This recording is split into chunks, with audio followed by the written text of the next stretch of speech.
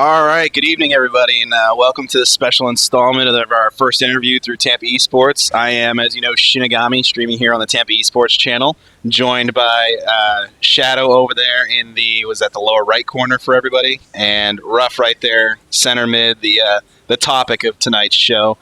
RuFF, why don't you go ahead and just introduce yourself real quick and tell people what you're about.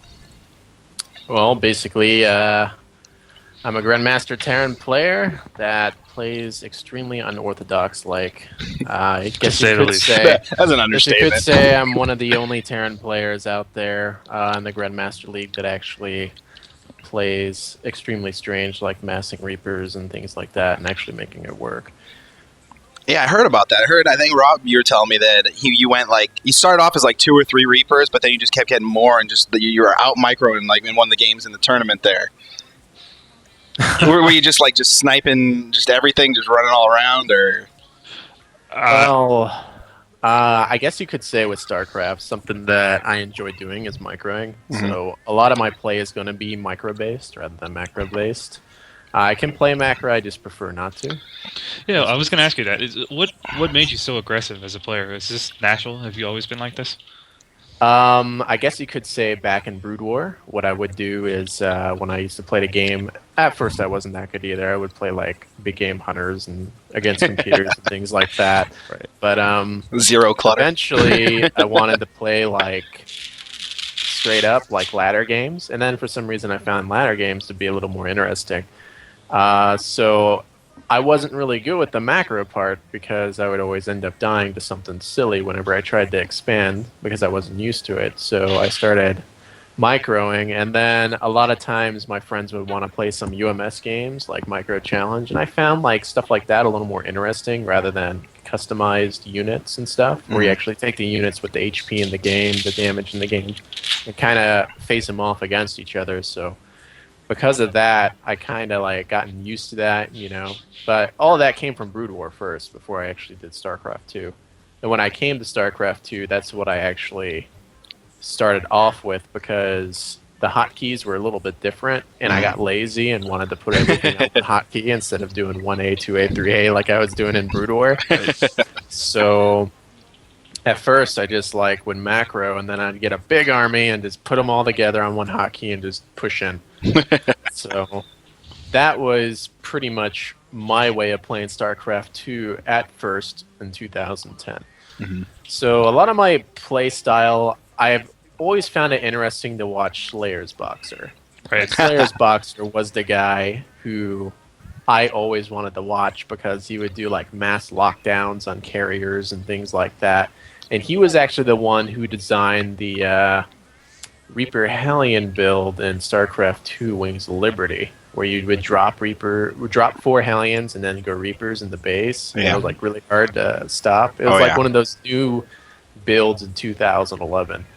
And when I saw him actually still doing some of the old stuff, I was just amazed. I'm like, damn, this is so cool. I want to keep designing newer builds as well. Yeah. And that's kind of my thing. I like to create builds if you give me a race, I could just throw you 100 different builds out there, what I would do. Let's say I'm playing against Terran. I could go Thor drops. I could go Thor through the front. I could go Thor drops. Hellion. I could go Mass Reapers. I could go Hellion into nukes. I can go macro. Yeah, we've seen. It's we've seen that. let me just say, any matchup. But I do have favorite builds that I do like to stick to, but I have maybe 10 to 20 builds per race in my arsenal if I want to use it. Well, since you said you have favorite builds, what is your favorite build? What's your favorite one? Whether it's just the one that works the best, or the one that you think is the most hilarious, or just whatever you consider your favorite. Each race? Just with Terran. You can go each race. Yeah, go ahead. Let's do each race. All right. For let's say we're playing against Zerg. I played one Zerg player at the tournament. But when I'm playing against Zerg, I usually prefer to macro. As strange as that sounds. Yeah, we noticed that. It was against Waffle. I like the macro against, because it's kind of hard to one base a Zerg. It's really difficult. Yeah, if they get that spawning pool. I prefer to open up with a couple Marines, and then based on the map, I know where the Overlord patterns are, and I go snipe Overlords with those Marines. And then I go ahead and just start macroing. I get into Hellions, and then usually I prefer mech.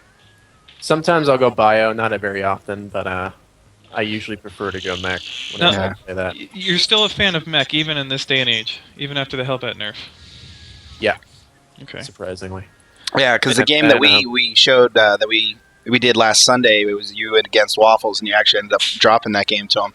Is when he went like a lot of roaches. Did he do the 2-base roach all in, or was he on 3, Rob? I don't remember. I don't remember either now. Oh, you mean Paper Boat?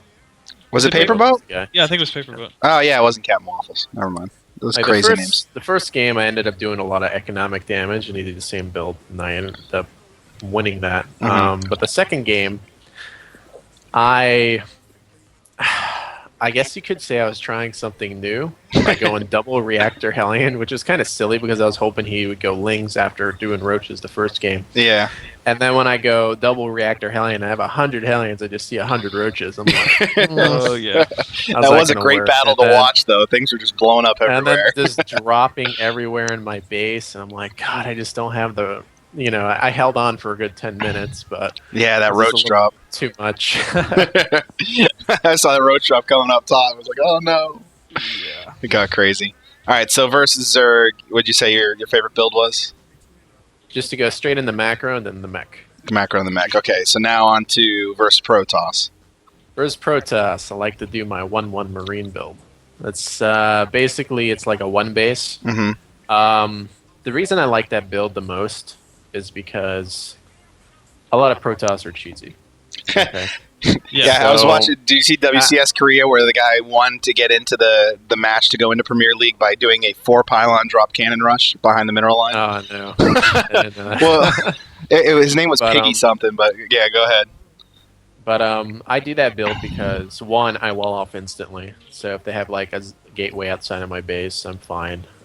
2, I had someone today try to proxy inside my base. I know the timings to pull the SCVs to kill the gateway. And not set myself behind and let them finish it in chrono while wasting their chronos on it. So that helps me out. And then I can go into that build. And then there's situations where there's oracles. I'll have Marines for the oracles if I do the build. Sometimes I could get a Widow Mine if need be, if I feel like it's coming a little too soon. I could do a timing attack. And I usually kind of bait the Protoss to turn on their Nexus and then run away.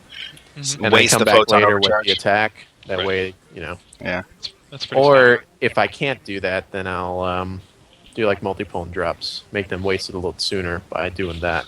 So that it's quick a Wing of 1/1 Liberty really, build, actually. The quick 1/1 though really gives you the good advantage. Of the medevac speed. Yeah. Right. Oh yeah, that dart in with them. To do it a little bit sooner, yeah. Yeah. Speaking of Protoss, RuFF, I'm curious now. After Heart of the Swarm, Protoss has so many more early game options. Have you given Protoss a try? No, but people say I'd be really good at it. Well, you know, it seems to fit your style. Mass oracles at 5 minutes. Whatever the hell at whatever time. You try to pressure, and they just turn that Nexus on. You can't do nothing. Yeah, exactly. Yeah. I'm not a big fan of what Blizzard did with the Mothership Core. Yeah. Because it really limited a lot of my builds, and now I have to tweak them. And that Archon toilet bowl was one of my favorite things in the game, I'm not going to lie. Even as playing as Zerg, which I hated it so much, but it was just one of the greatest things in the world to see, especially when it came in like an MLG tournament or something. Indeed. All right, so I got to ask. Protoss is winning everything right now. I got to ask this question because several people have said it. How often do you hear basically something to the effect of, if you'd only macro a bit more, you'd be a top 10 GM? Me, macro? Yeah. He just said that like it was the most obscene idea you've ever said before. Oh, I think I lost sound, guys. Hold on. Hold on a second. Yep, Rob just dropped the call. I didn't even realize that was going on in the back. Now that I can hear it, let me stop that though.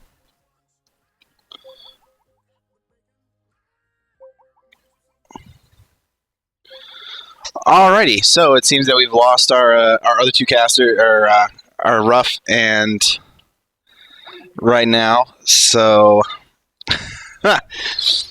We're just at me. So what we're gonna do is we're gonna take a look at. Let me tell him that call drop. There it goes. Hey, welcome back. Yeah. So I don't know if you got a chance to answer the question. It got cut off. You froze, and then his voice went down. Since you were hosting the call, it all went out. Yeah. Sorry, folks. I'm using a Mac. Oh. Well, you know, what can I say? Yeah. Yeah, so the question was, if I macroed more, I'd be top 10 GM, right? Yeah. True, yes, but I don't know. Like, a lot of my viewers love to just spam, go Thor rush them, do Thor rush. It's like, No. I treat them like a little kitten.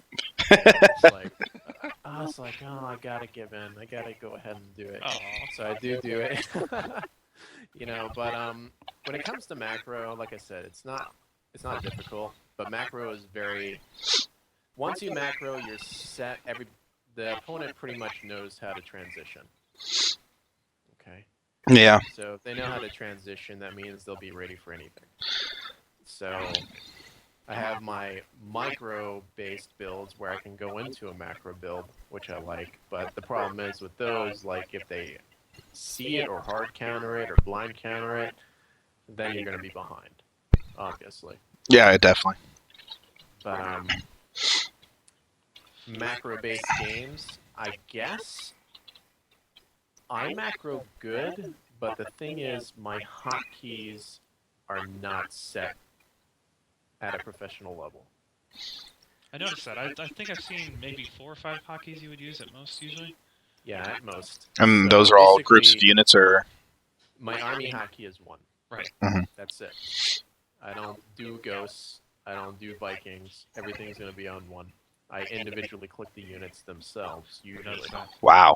So that's the thing that makes it a little hard for me. Like, I've been so lazy to get into the fact of using the tilde key, which is the one right next to the left of 1, which I customized to be my hotkey for 7. What does that do? And basically, it gives me another option because I'm using 2, 3, 4, and 5 for buildings. Okay. And I use 0 and 9 for, like, upgrades and nukes. Yeah. Things like that. So I lack army hotkeys. Ah. So that's my biggest concern is if I were to incorporate that hotkey better and get used to that, and also probably incorporate the F hotkeys because I don't use those either, then Well, I probably would be top 10. But I have to get used to it, and see, when I'm trying to get used to it, I'm going to lose a lot of games, and that's what I'm afraid of. So as far as practice partners go, I don't have very many. I see. So that's kind of what's been holding you back, is this fear that you're gonna basically go down a lot in rank or skill while you're transitioning to more hotkeys. Yeah. Because that's kind of surprising to hear from a player of your caliber. I mean, you're what, rank 60 GM right now. The only thing holding you back is you don't want to use another hotkey or two. It's kind of amazing. It's like on my to-do list, I guess you could say. But I always put it off until tomorrow. So you're And when tomorrow comes, I always put it off until tomorrow. I'll do it tomorrow. That's hilarious. Now, when you're coaching somebody, do you recommend they use hotkeys a little more often than you use them? Okay. Yeah. So whenever I coach them, I tell them, I say, hey, I play the easy way. But if you want to be really good, you're going to want to play this way. Right. And I give them the option. I say, hey, look, you know, if you're using like your command center on 5, you know, your racks on 4 and 3, and you're using 1 and 2 for armors, that's pretty damn good for them. But if not, then you'd probably be playing like me, and you'd be at that handicap where you have to actually click individual units, which is not exactly easy to do, but I'm so used to it now that I just do it. Oh, I mean, it's a good skill to have, but I can't imagine how powerful you'd be if you had Another separate option, keys. I think another option for me would be to use the tab key. But I'm not really used to tab. Like, let's say I have a stim, marines, and then ghosts, kind of like tab. So, Oh, is that your dinner walking by? probably. You're not about to get yelled at, are you? No. All right. It'll just get cool.